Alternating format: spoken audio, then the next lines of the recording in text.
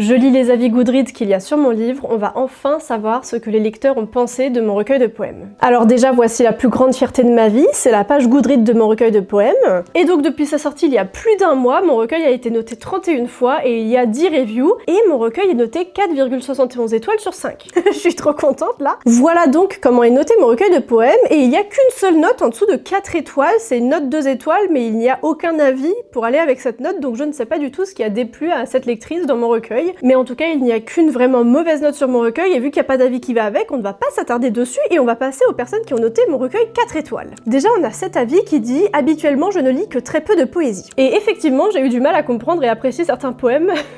C'est vraiment moi, quand je lis les poèmes de Sylvia Plath. Mais beaucoup d'autres m'ont touchée aussi bien par le fond que la forme, et certains poèmes m'ont littéralement fait pleurer. Oh non! Donc je ne peux que recommander ce recueil que j'ai dévoré en une journée et féliciter l'autrice pour ses mots. Mais merci beaucoup, je vais chialer.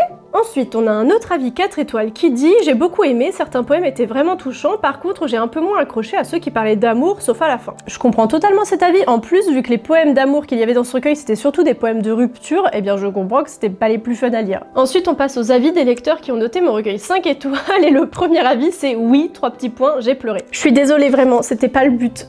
Ensuite, on a cet avis 5 étoiles qui dit « Car oui, grâce à ton recueil, je ne me suis pas sentie seule, alors merci de partager cette réalité qui peut être si dure mais si réelle. Merci pour cette poésie qui transmet ces sentiments qui te sont propres, j'ai beaucoup aimé ce livre et je trouve ce bordel plein d'émotions et cette poésie pleine de passion, et fière de pouvoir enfin lire les poèmes d'une personne que j'admire. » Ensuite, on a cet avis, poème magnifique, une écriture vraie, sans tabou, sans voile ni artifice, sans montage, seulement des mots, des phrases à la fois agréables et entraînantes à lire, merci. Merci à toi, vraiment, vous allez me faire chialer. Bon, on termine avec cette review parce que là, je sens que les larmes montent et j'ai pas envie de pleurer comme une madeleine en vidéo. Je pensais que je croyais connaître Maëva grâce à ces vidéos que je regarde sur YouTube depuis maintenant 5 ans. Mais merci beaucoup d'être là. Mais je me trompais, c'est avec ces poèmes qu'elle nous dit qui elle est vraiment, avec ses joies et ses peines, le dégoût de l'adolescence et la lente construction vers l'âge adulte. Même si c'est parfois un peu trash, mais le titre nous mettait en garde finalement, parce que vous noterez que mon recueil s'appelle Poème en bordel. On continue, ce recueil est magnifique et malheureusement trop court. Oh, je suis désolée, j'aurais dû mettre plus de poèmes. Nous traversons toutes et tous des périodes difficiles, certains plus souvent que d'autres, mais malgré la solitude ressentie, nous ne sommes jamais seuls. Merci pour ce partage, j'attends la suite avec impatience, vraiment vous pouvez pas savoir à quel point moi aussi j'attends la suite avec impatience, savoir si mes romans seront publiés et mes futurs recueils de poèmes. Vraiment, merci beaucoup pour toutes ces notes, et pour toutes les personnes qui n'ont pas encore lu Poème en bordel, c'est un recueil que je vous recommande vraiment beaucoup.